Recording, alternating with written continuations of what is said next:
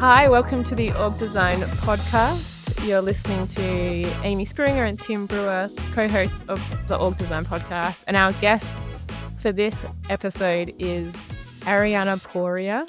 She's joining us from Austin, Texas. Thanks for joining us. Thank you so much for having me, Amy and Tim. We love to jump into this conversation by hearing your story. Org design is a term that not everyone knows about. It is a lot that goes into it. People are often doing it without realizing they are.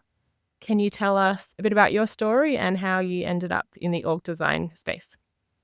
Yeah, I think that I also fell into it, just like many other folks. So in terms of organizational design, I work mostly in the learning and development space within that. I've been working in learning and development for 10 years. After undergrad, I worked in human services. And of course, when you're working at the grassroots level, you're wearing many hats. And so you're fulfilling different roles. And so within that, I was asked to do a lot of projects. I was asked to train a lot of people. And so over time, I said to myself, well, I guess I'm in learning and development. I guess this is what I'm doing now. So it found me. Through that journey, I also stumbled upon a role here in Texas where I did have to be the team leader. And so I was asked to stand up this team, organize them, restructure accordingly to make them as efficient as possible. It was during the pandemic, and it was one of those roles that was very time sensitive. And so things had to happen very quickly. And so I saw a lot of positives through that experience. And then I also saw some barriers and challenges that people had with rapid change. And from there, I really wanted to go into change management and help people navigate change more effectively and help leaders implement change easier throughout their organization with their people. And so that's how I've come to this passion of mine and looking to work with more people in this space.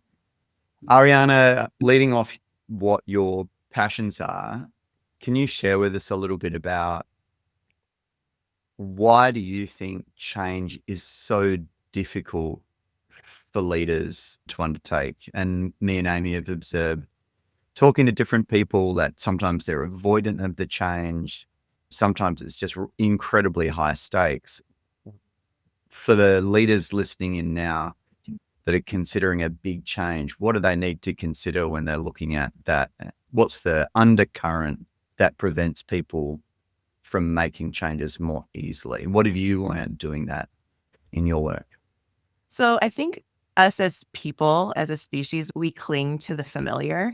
Neurologically, that's what we do. We develop behaviors that make us feel safe and protect us from the unknown and the potential dangers, right? But then we do it to like a degree where it can really stunt our personal growth. And so I think that when you take that concept of the individual, like how do individuals handle change? And then you plug it into an organization where you have multiple people who have their own relationship with change.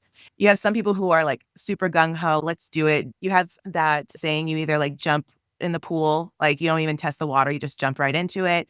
You have some people who are like that, some people who like dip their toe in the water, and some people who just want to sunbathe on the side of the pool. And so they're like, no, I don't really want to do this. Let's keep things same. It's easier. It's safer. And especially when you're making business decisions, these decisions they're not easy ones, right? You don't take these things lightly because you have your business you have to think about. You have to think about the people that you work with, who work under you. But yes, it can be really challenging and scary to make a change. But there's always the other side of that. So what do you really want strategically for your company? And what steps can you take that are the least disruptive for your folks and for the business? And so it really is basically weighing the benefits and risks involved when you're going through a whole transition. Sometimes you have leaders who they see they're at point A and they see point B, they want to get to point B, but they don't know how to get there. And so that unknown territory is really difficult. Or you have some leaders who see the point B and they don't care how they get there. Just get us there. But then with that comes a lot of challenges and barriers. And sometimes those transitions aren't successful because there's no plan in place. Yeah. I think statistically, a lot of transitions, a lot of change ends up not being successful, which is crazy given how expensive and risky making some of those changes to an org structure are. Exactly. I think the last statistic that I read, and I could be, so don't quote me on this, but I think around 66% of change initiatives fail because there wasn't a proper plan in place. I think that sometimes we expect change to be super organic, which is a good thing. Like change can happen organically, but also when you're working with multiple stakeholders, when you're working with multiple different people and departments, there has to be some sort of systematic strategy in place in order for it to be successful and to make sure you're not overspending or making mistakes that are time consuming or what have you. So that's where change management can come into play. Ariana, there's lots of different types of change management within a company. They're going to be different scale, different parts of the organization. Would you say a large percentage or a small percentage do tend to include some kind of change to the organization, whether at a department or team or even individual design level?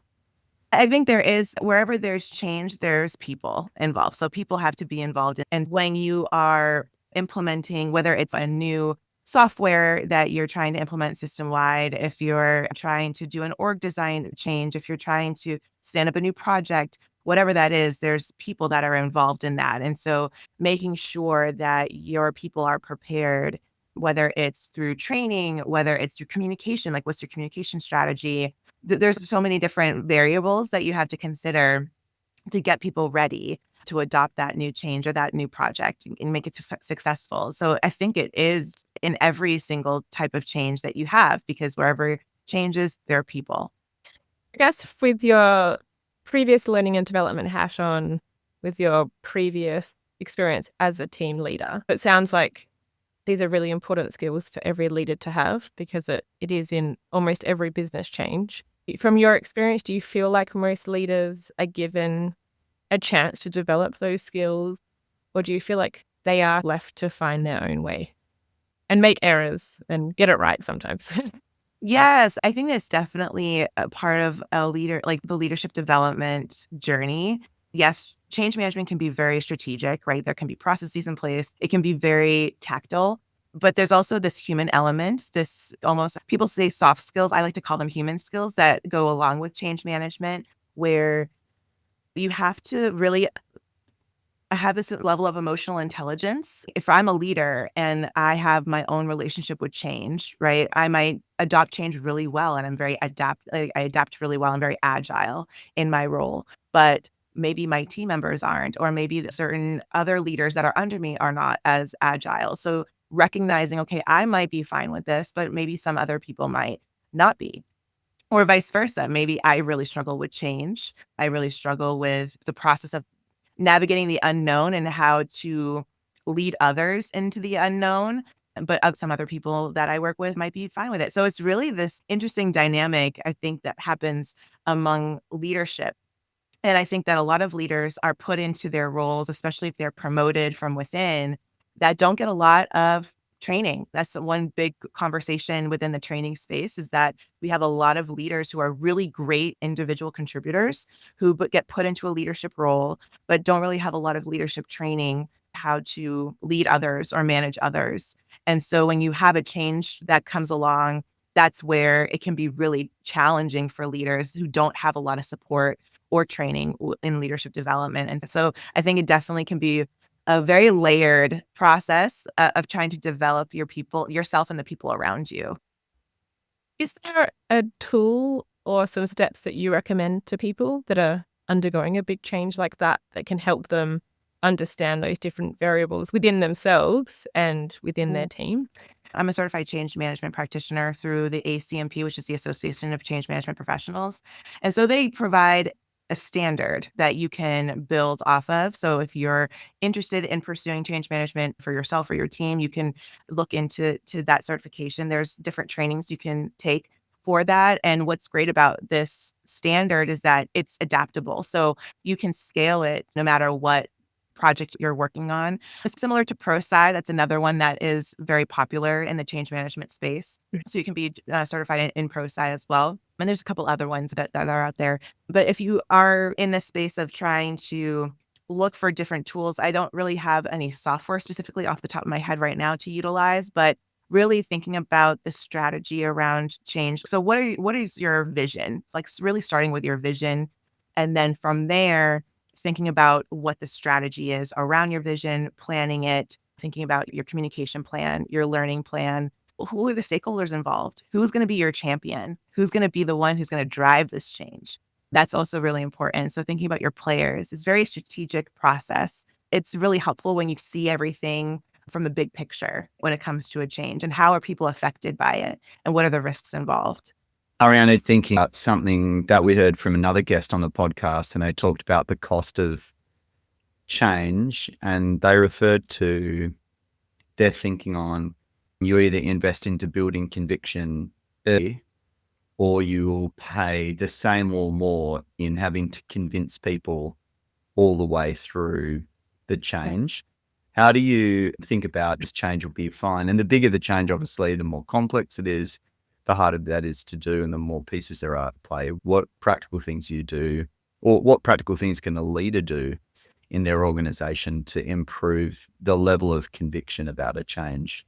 My first thing would be to say, what motivates your people? Also assessing the engagement factor. I would say first is assess how engaged your workforce is. And you can definitely see that through not only performance, but there's different ways holistically that you can uncover that. You can do, I really encourage leaders doing one-to-ones. I know it's really hard to fit those one-to-ones in, or even skip level meetings too. That's a great way to assess the level of engagement where your people are at, because you want to get a baseline. Okay, where are we at right now? And things that we can do to increase engagement and increase commitment from our people.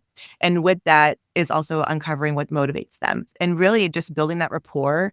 And it seems like really it is a holistic approach, but building rapport and taking a vested interest on your people is a huge way to make them as agile as possible. Because when you're making those big decisions high up, you'll remember the conversations that you have with your people. And so you're going to remember what's going to motivate them and what's going to make the change successful. So that's just my opinion and my advice to that. It's hard to make a whole workforce agile, especially when they're not agile from the beginning. But with time and different strategies in place, and especially in your hiring practices, what do you really want your business to be like? What is your vision? What do you want? And from there, you build your plan. And it's not going to be it's not going to be instant gratification. It's going to take time to build an agile workforce, but it is possible. When you talk about an agile workforce, do you think about that being a culture thing, so that you can have a healthy change culture? Can you take the human aspect of change that's hard and high friction and high stakes for change, or a different ability to be agile to changes that are either forced upon them, or strategic decisions that need to happen internally, like building out another product line? Yeah, it's very much based on the culture of the organization. I've worked in industries where change does come very natural for people, just because I think that when you build a culture that's agile, you're allowing people to make mistakes, and they're not going to be penalized, or there's no punishment for making a mistake. When I was running my teams, I'm like, there's nothing you can do that we can't fix. So let's try to do our best to navigate through this, and that's okay. So when you give that support and that feeling of psychological safety, people can be more agile. I've also worked in areas where the stakes are very high. So it depends on the industry. It depends on the culture of the organization, but you can take your people from a very high risk, high stakes to a more agile culture. It just takes some time, and there's so many variables involved. So you'd have to take it case by case. It's not a one size fits all solution. It's really just identifying what are the challenges. What about your work culture is not working? Is it toxic? Are people leaving in droves? So what is it that is this kind of friction where change is so difficult? And then also thinking about how often are you changing? I know that change saturation is a huge factor when it comes to whether or not your people are agile. If you're overloading them with changes, it can be really challenging for them to keep up and for them to adopt and to have the buy-in from those people too. So there's just a lot of different factors to consider. I guess thinking of that change saturation, we've seen business change really rapidly in the last, I wanted to say last year, but really it's the last 4 years. And so I imagine there's a lot of change fatigue in organizations. Have you experienced in that time maybe an example you could share of it, or Can you see a way forward that we can manage that change fatigue in this new context where it's a much higher risk? Yes, yes. I've definitely experienced a lot of change fatigue. So during the pandemic, I worked in emergency management here in Texas, and that is where I experienced the most change. And that's where I ran some teams, and I was team lead for a couple different of our groups where change was every moment, every day, where you're pivoting at any moment. And I think that because you're in emergency management, that's the business that you're in. You have to be able to pivot. You have to be able to be agile because you have a directive that comes down from leadership and you have to do, like, you have to make it work. And so people did get fatigued. People got really burnt out from that. And I think that it was unprecedented. I think that there's sometimes you can't really help when emergencies happen. That's you're faced with, all right, we have to get this done somehow. And so just really looking at the talents of the people around you and leveraging people's natural abilities and skills is really important. And I think that's how you can push through. But then there is a breaking point. It's natural. And I think I'm using the pandemic as an example. And it's a major example. I think that's the one that's coming to mind right now.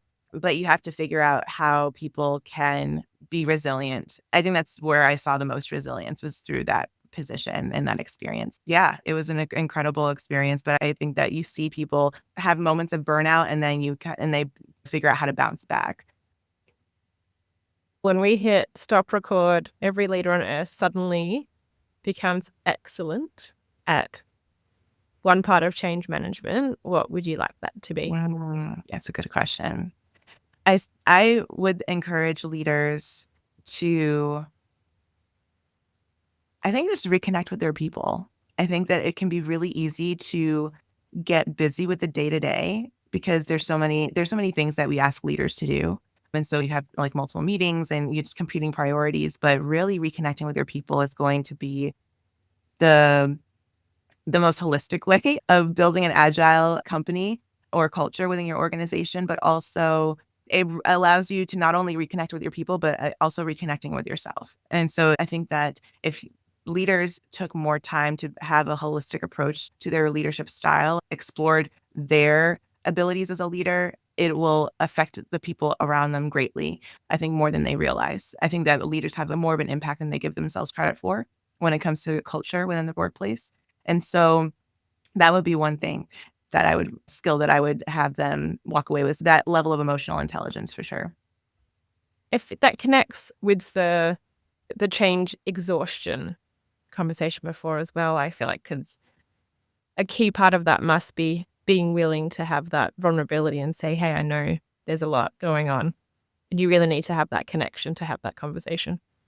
Yeah. Yeah, I think it also connects right across with having a healthy change culture as well, because that burnout, I would assume there's a correlation that when there's a poor change culture or people have experienced very bad change outcomes or impacts of change to themselves before and they feel unsafe, you end up burning a lot of extra energy in an organization through your changes, let alone the poor outcomes to the organization in itself, not being successful at the change. So you end up with an entire sunk cost of the change or something more disastrous than that.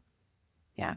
I think that if leaders are able to like tap into their humanity and their humility and say, what, this is really hard, and just really level with their people and call it for what it is. Hey, this is a really tough situation that we're all in. I really appreciate all of your efforts. This is not easy. And just call it for what it is. It validates a level of that burnout that people are experiencing. Because I've worked in environments where leaders brush it off like, too bad, we have to just keep going, figure it out, and just keep muddling through. And people just feel so invalidated from not really having that connection with their leader and having their feelings dismissed and their experience dismissed. And that, I think that lends to even more burnout. So if you have a leader who's, this is really hard, I know this is not what we planned, or it's not working out the way that we want, but we're going to figure it out, then it gives that sense of psychological safety and security that people are looking for in their workplace. I think that's the perfect way to lead into an outro, which is us being super grateful for you joining us, Ariana, and chatting about a healthy change culture in a leader's organization. We appreciate your humility for coming and sharing what you've learned for all those people out there with change challenges or org design problems that probably don't even know that's what they're called. And I just love chatting and hearing about the upside on investing into change and to learning that as a skill as a leader. So we just really appreciate you coming along, both me, Amy, and I know our whole listenership. So thanks so much for joining us today. Before we go, we did want to ask something of our audience. We produce this podcast for leaders that have change and org design problems. And the way they hear about it, like you did, Ariana, is listening along on one of the podcast channels. But it's pretty likely you've got someone in your world that is going through a change or considering or on the cusp of some big change in their organization. Feel free to grab a podcast episode that you think will matter to them and share that with them on the back of this. If you haven't already subscribed and follow our podcast and get the podcast update, please do so as well. It helps us when we are justifying the efforts and spend on continuing to publish and promote the podcast internally, which me and Amy love to do. We think it makes a really big difference helping introduce experts like you, Ariana, to the thousands and thousands of leaders that are with change and org design every day in their organizations. Amy, thanks so much for joining us again today and spearheading our podcast episodes. Ariana, thanks for joining us. And to everyone, have a fantastic week. And this is the Org Design Podcast.